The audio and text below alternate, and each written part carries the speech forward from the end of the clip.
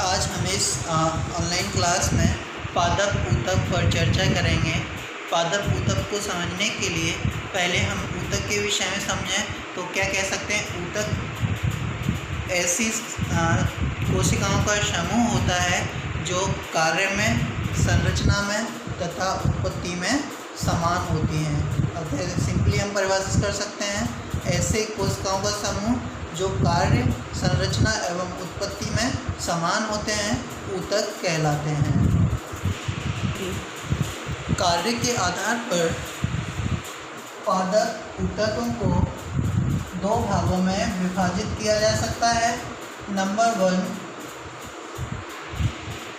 विभज्योतिकीय ऊतक या meristematic tissue, दूसरा परमानेंट टिश्यू या स्थायी ऊतक।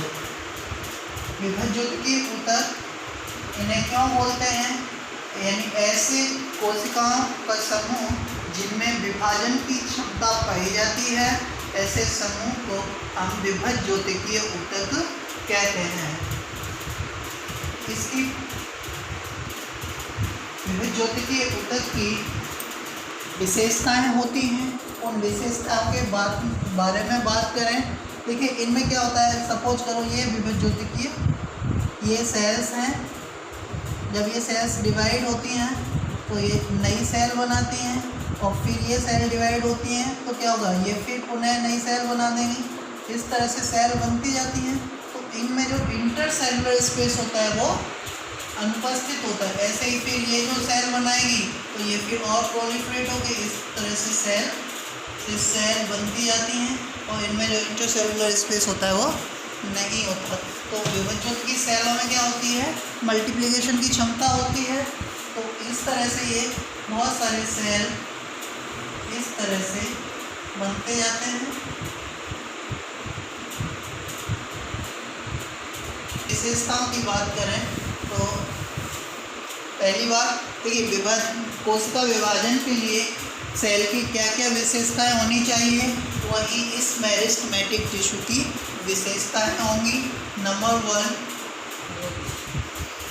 आगे इसकी प्रॉपर्टी की बात करेंगे तो जो विभज्योतिकीय सेल होती हैं उनकी कोशिका भित्ति क्या होती है, थिन होती है, पतली होती है, क्योंकि उन्हें से क्या करना है, कोशिका विभाजन करना है।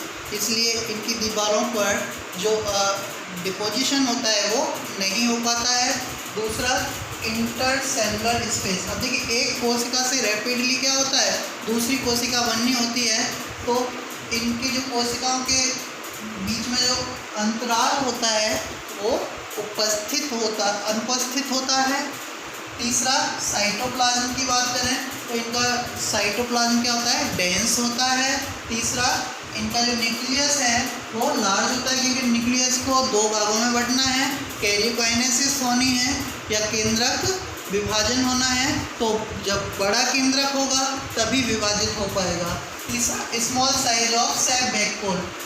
जो प्लांट कोशिकाएं होती हैं, पादप कोशिकाएं होती हैं, उनका कैरेक्टरिस्टिक होता है, उनमें सेप बैकपोल या रसधानी पाई जाती हैं। जो परमानेंट सेल होती हैं उनमें रसधानी का जो साइज होता है वो बड़ा होता है, लेकिन जो मेरिस्टेमेटिक या विभज्योतिकीय सेल होती हैं उनमें रसधानी का साइज छोटा होता है। विभज्योतिकीय ऊतकों को उनकी स्थिति के आधार पर हम 3 भागों में विभाजित कर सकते हैं। ये क्या है, मेरिस्टेमेटिक टिश्यू।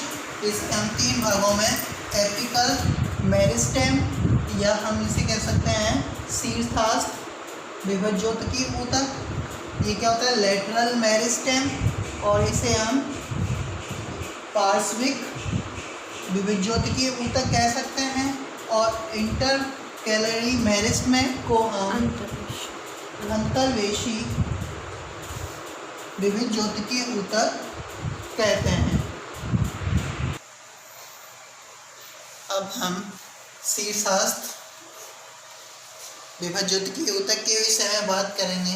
तो ये ऊतक या इस प्रकार के कोशिकाओं का समूह पौधे के उन भागों में पाया जाता है जहाँ पर पौधे लंबाई में वृद्धि करते हैं या जो शीर्ष होते हैं, एपेक्स होते हैं, एपेक्स पर इस प्रकार का ऊतक पाया जाता है।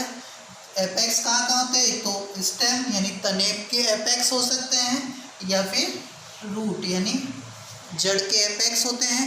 जड़ लंबाई में वृद्धि करती हैं और तना लंबाई में वृद्धि करता है। तो ये दोनों की वृद्धि के लिए एपिकल मेरिस्टेम या शीर्षस्थ विभुज्योतिकीय ऊतक उत्तरदायी होता है। यह दोनों ही प्रकार के प्लांट्स में पाया जाएगा, चाहे वो मोनोकॉट हों चाहे वो डाइकॉट हैं, यानी एक बीजपत्री हों या द्विबीजपत्री हों। अब हम बात करें दूसरे टाइप के लेटरल मेरिस्टेमेटिक टिश्यू या पार्श्विक विभुज्योतिकीय ऊतक की। तो पार्श्विक विभुज्योतिकीय ऊतक ये हमेशा द्वितीयक